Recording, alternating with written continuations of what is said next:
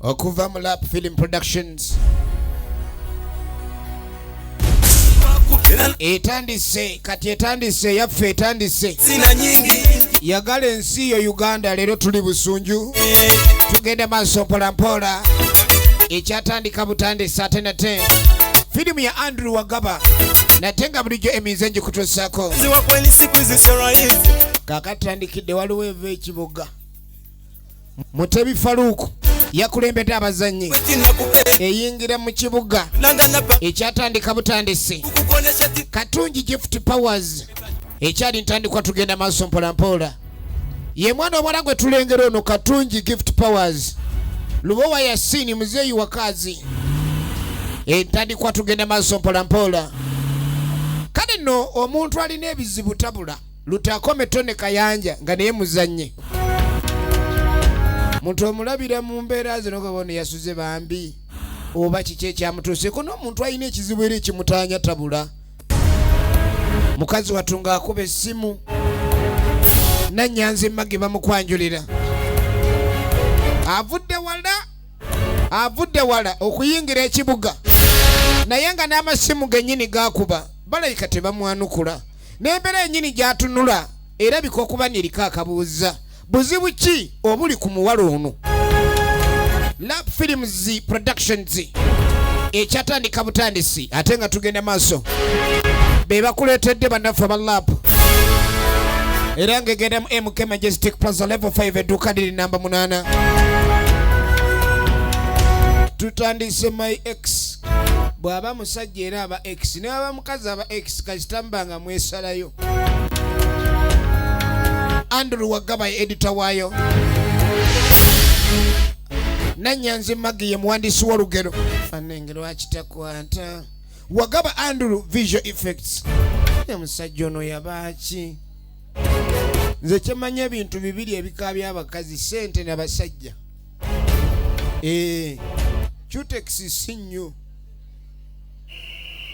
Lutakome Kayanja assistant director Wagaba Andrew ye director film kati bwakiro wali wasoma Bayibuli Mukama Katonda wange gwe yataasa Yakobo gwe Katonda wa Isirayiri gwe Katonda mwene gwe kabaka yekka jangu nyambo ntwalira omuzimu guno gunzijeeko waliwo ye Mutebi Faruku aligino nemuzi ali mu Bayibuli nsome essula ki essula zonna zisomye naye zonna tezikola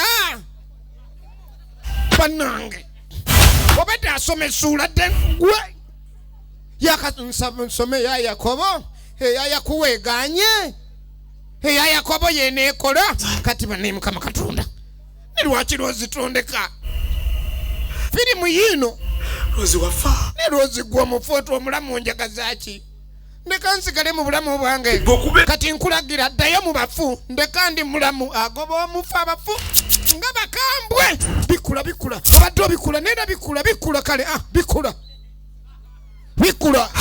muvi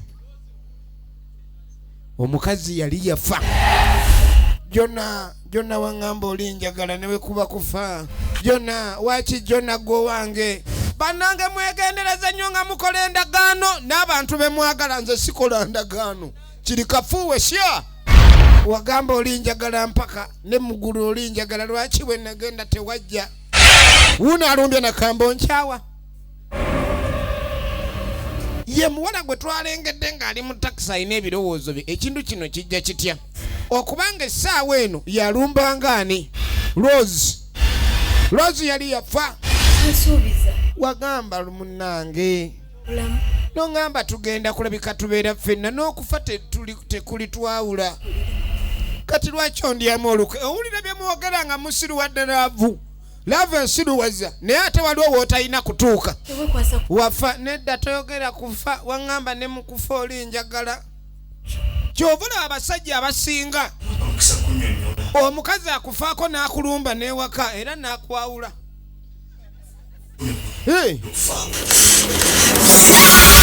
tojja kunkyawa togeza tonkyawa togeza onkyawa otya onkyawa ngani onkyawa otya omuzimu gunye anage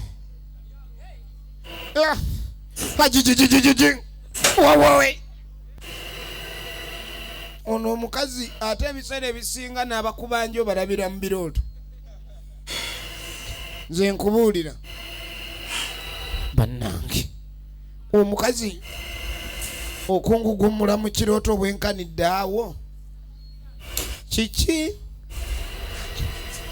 Musajja tunaavaayo ye Mutebi Faluko ligino ne muzi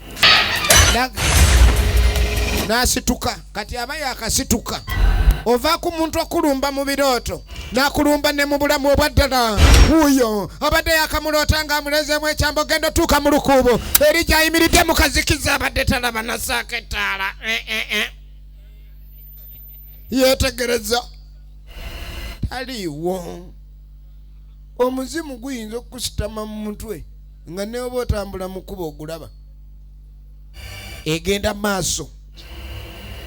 Eno gye tulaba gye tulabidde e Busunju bagiyita My Ex. Egenda mwemuke ensibuko y'ebinna Uganda. Ali wano nkoze ntya? Nkoze ntya Mukama Katonda nkoze ntya?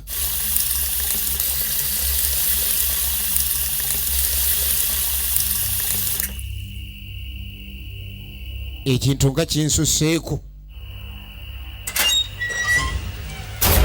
Banange akoma mu kisenge kumbe waliwo ayimiridde mu ndabirwamu ye kennyini amulaba.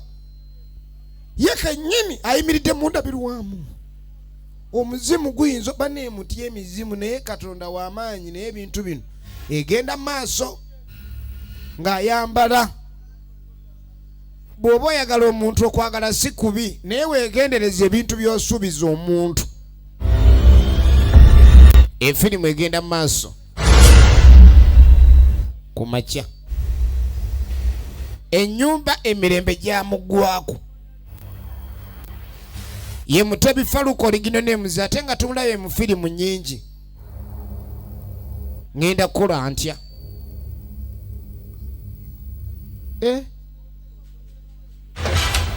Empeta yali yamuwasa mu bulamu.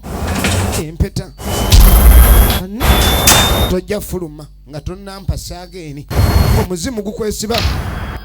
Ani agaddewo wano? Ani agaddewo? Guno omuzimu legayo. Apaana agenda okudda. Empeta webadde teriiwo. Mu nju ali mu yekka mpozi nekiri ekimutawaanya. Omukazi kumba wuli banaga omukazi ali waggulu musiringa. Omukazi musiringa akola yoki igundi gwe bamuziika. Musiringi gyatambulira alinga nebbubi. Ogenda kyuka kumba amuyimiridde mabega. Nalyoka asituka alinga oluniini. Nabo yali amwagala naye gundi gwe omuntu afu. Olunini olunini nerulu banange lulu nolukulukuta bukulukusi nelukulukuta olujji lulu noluganya okwegulwa ebisumuluzo byagudde. Olunini nelulumba lulini olunini leka baako 10. Sida nengenda sulawa. Ngenda sulawa. Siddayo. Yasooka neyeebuza gy'agenda okusula naye n'akizula taddayo. Tuddako ewa Pasita Matilimuno. Ali wano Pasita Matilimuno. Kaakati ono ke baamugobye yatuukira Yona gwaze yangu Yona ye muzeiri wa Yasini oligino ne muzi akuzanyide firimu nnyingi ez'ebina Uganda. Kiki Pastor? Pastor muzimu kono mezako. Ngamugamba ni Pastor wangamba wasoma Zabbuli. Nagamba nsoma bw'osoma. Ne Jonathan ebintu bino biretsemu omuzanyo sagamba. Nagamba olekera okwefula omulokole nga toli. Kati Zabbuli ennyiriro zisoma ozibuuka. Kati obadde oteesa otya Pastor? mbadde nyala ogenda osene ku mazzi g'amayanja naye genda kunzita engeri gy'onnyamba nja kulokoka.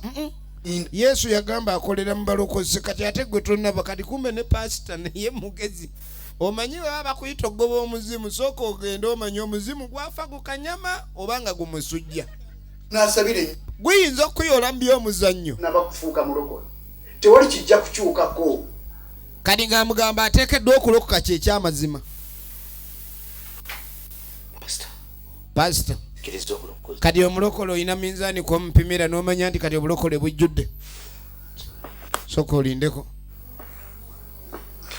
kerisooke njagala oyatule nzije nkusabire agoba muzimu gamba Yesu nze Jona Yesu nze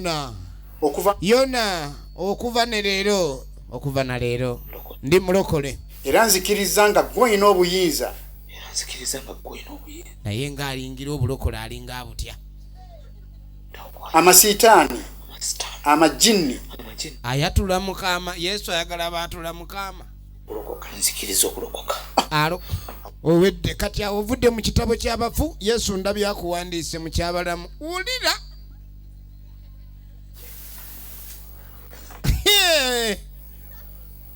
naye bapasita bagezi asula ne Yesu sebo amuwandiise mu kyabalamu egenda mu maaso alabika amulaba Yesu.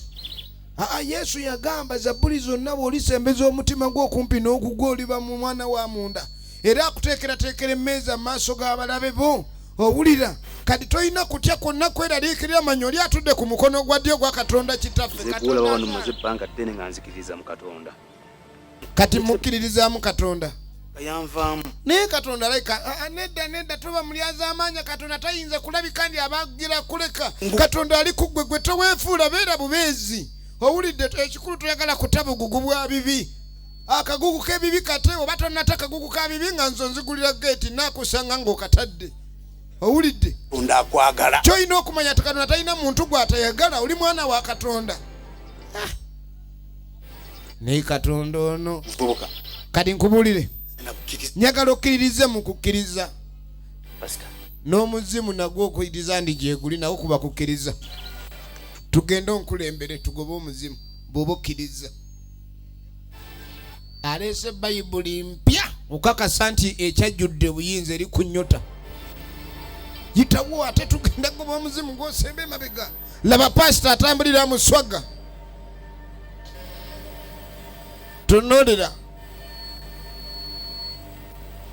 ati ayo yamanyi bwe gwamutabukidde.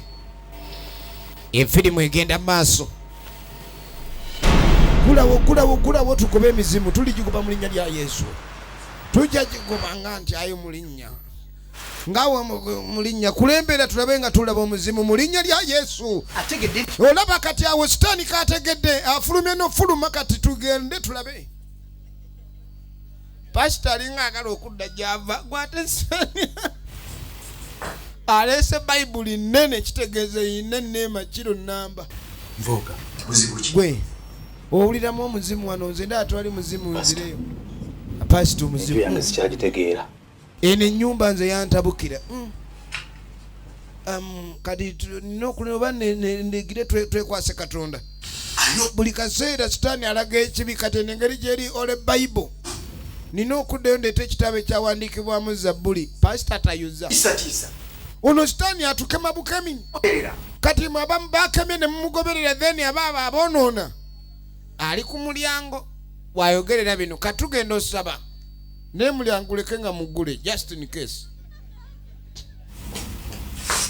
Yesu mukama n'atandika omuyita Yesu omwana w'e Nazaaleesi mu kitiibwa eky'amaanyi. Wagamba olituwa amaanyi okugoba sitaani kati twagala tukozesa amaanyi ago tugobe sitaani mu nnyumba eno sitaani aveemu. Komyawo emirembe mu nnyumba Yesu mukama. Yesu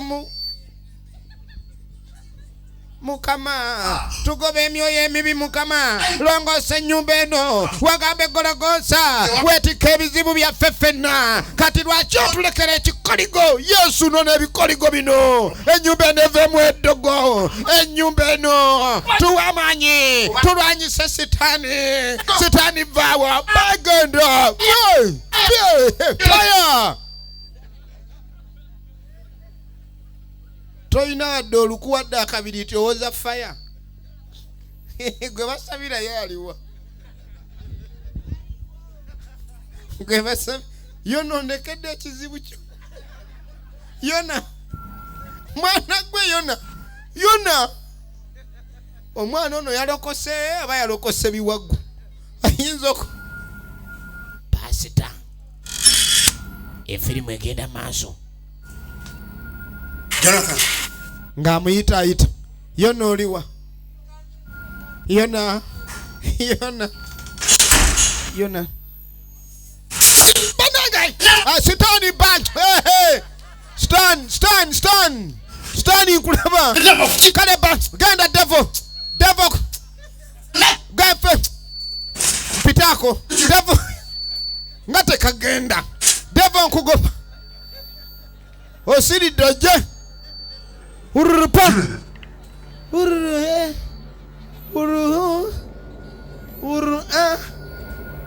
Yonasani yuno Yonasani nga ogenda okwetegereza omusi wagambe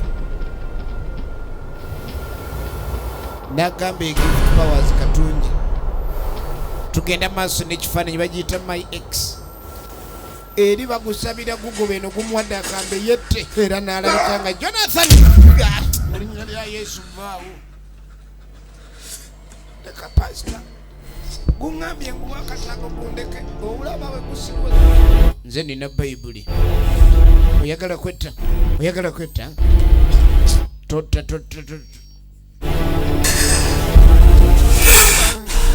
amaanyi ne gamuggwamu kumbe go bannange teweewunye omuntu ng'akoze ekintu ate teweewaananga mbu tosoboka laba amaaso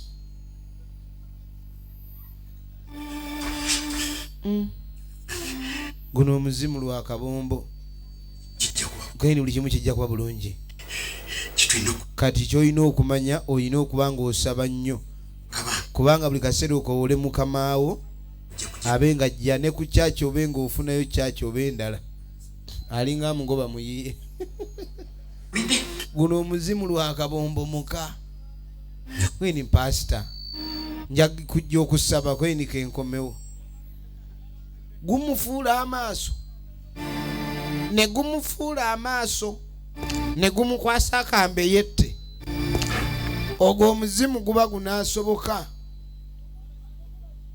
pasita yafulumanga ataliddamu kudda mu nju eno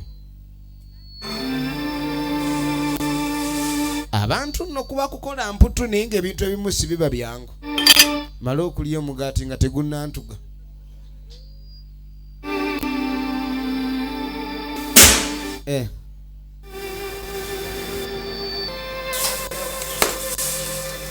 alubamu omukwano gwaliwo ekituufu gw'omukwano gubaawo eri abaagalana n'ebintu ebimu bikyuka era ne bitabuka ye alubamu y'ebifaananyi byabwe baali baagalana maama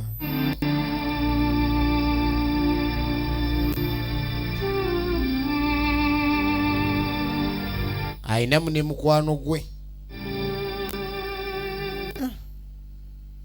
oba ngendeke wakyali wange ono kuba ebintu ebimu mukwano gwe yakutaasa mu buli mbeera kati abadde agenda nakunywa caayi kyeyakola omugaate yagulya ekituufu baasabye omuzimu naye ye teyamatidde nti omuzimu guno tegudde sajja atunga akwata kuba afuluma ave wano agenda anoonya obuyambi obusoboka bwonna kati aba avaayo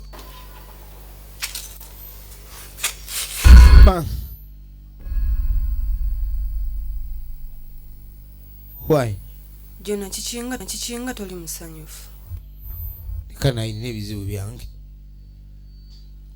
Jona lwaki nesamba? Jona mwana gwe. Nakujja mbubi. Rosemary. Kirayika buli kaseera olowooza ku mukazi we yafa ate nga kweni paatula. Ebyo twerabire eby'omukwano gwaffe.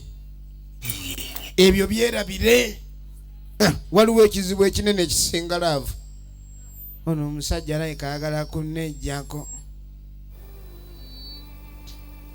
Njamugendera ku mayanju babi ebyo. Kali nga gye wa mukwano gwe. Kubanga kuba ngamba nti akulumba nga atenga mukavu. Ajja amunyumiriza ebizibu bye ono yalinga ava mu ssematalo laba entunula. Anja totanaba na kusasula. Kati nga mugambo ekimanyi omuzimu okulumba bwe gutyo oba olina by'ogubanja. Kani nga nze omuzimu gummanja. Kumpa emirembe. Lwaki tegumvaako? Njagala gundeke. Kyokka gwe gugamba mbu gukyayagala okuba nga tuli mulaavu kati oyabula otya omuzimu gutulekemu nagwo. Kali nga mga kisoboka. Olaba omuzimu guyinza okugamba kati ssaawa y'abaana. Kali nga mga obulamu bw'oba bw'obwagala ogenda okubaako ky'okolawo nga kiri kimu. Ennyumba eyo ogiveemu. Wala uliddeko abantu abafiira mu mayumba. Mubaamu ebikumpulira. Kati ate oli agula ennyumba ye oluusi oli n'agula ettaka lye n'azimba awantu naye ng'oli gwe baazimbawo nga waliwo eyafiirawo we baazimba ng'ate yafa aluma emba. Kati omuntu olaba mu buntu aba aluma emba naye mbu mu buzimu aba afaanana atya mu bw'omuzimu. Agamba nze siva mu nju yange omuzimu gwe gugenda okuvaamu. Egenda mu maaso. Egenda mu maaso akoze atya?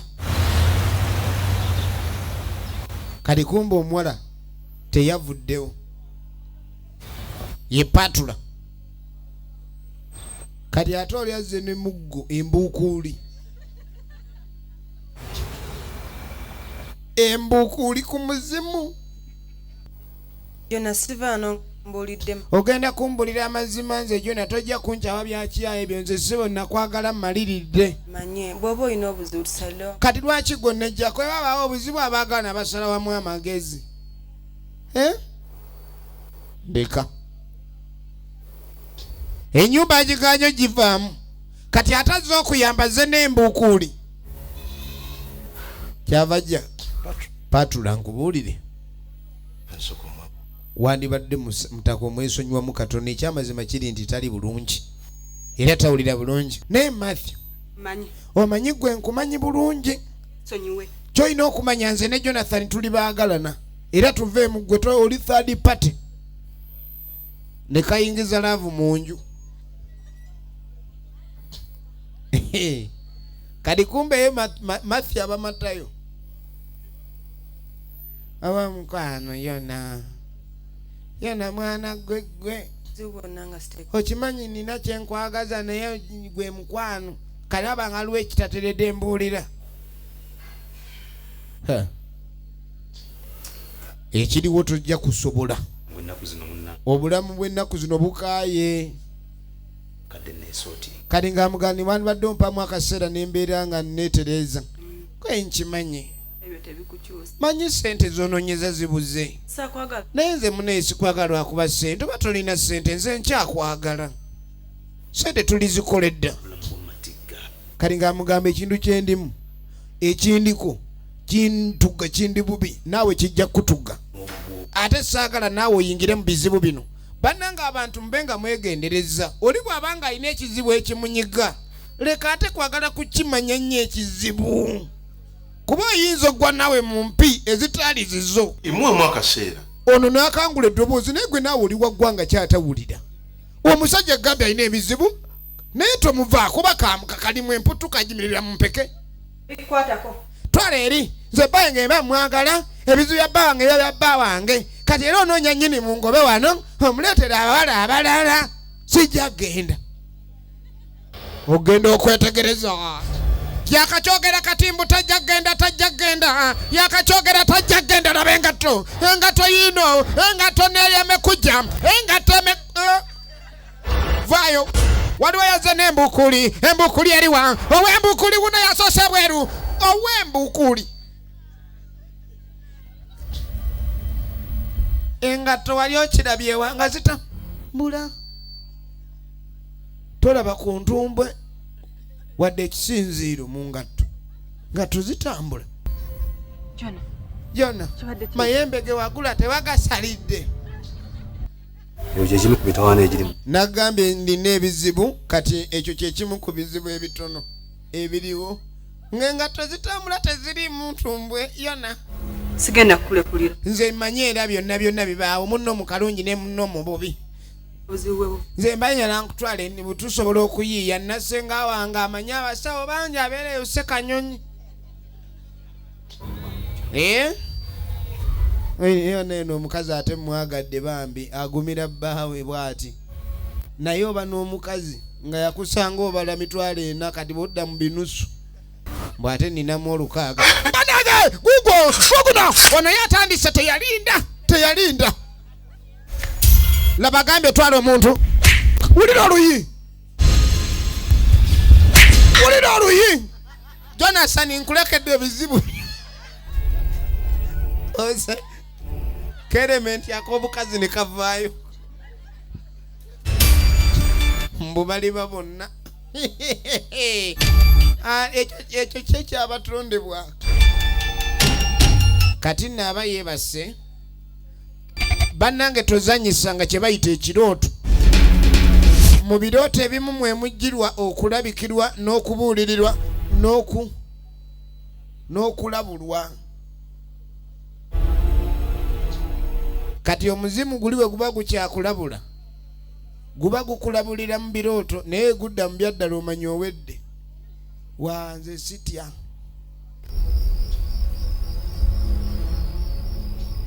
ekyo kintu kitono nnyo ayagala musajja we awulira ayagala Jonathan tugenda maaso omusuubuzi ebinayuganda bino byo okkirizibwa okuleka ndi osuubula naye ekyokubamu tekikkirizibwa tokkirizibwa kubamu kopi genda osuubule kwemuke weewuka wosobola obisuubula ku bbeeyi ey'omusuubuzi aye n'otunda ng'omuto bannange gumutandise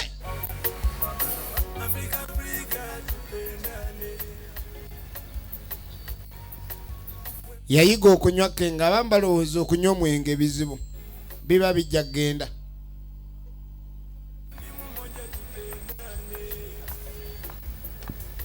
egenda maaso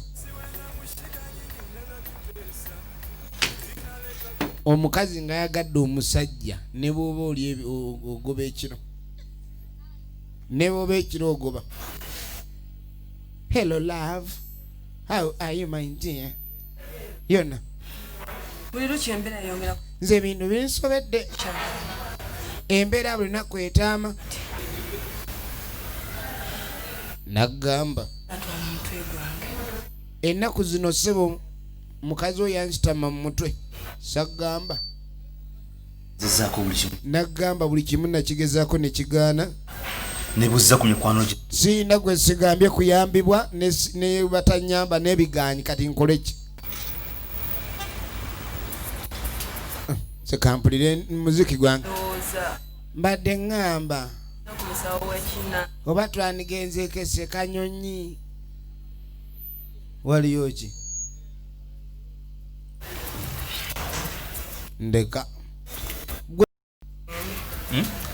olya nattiza omukwano baby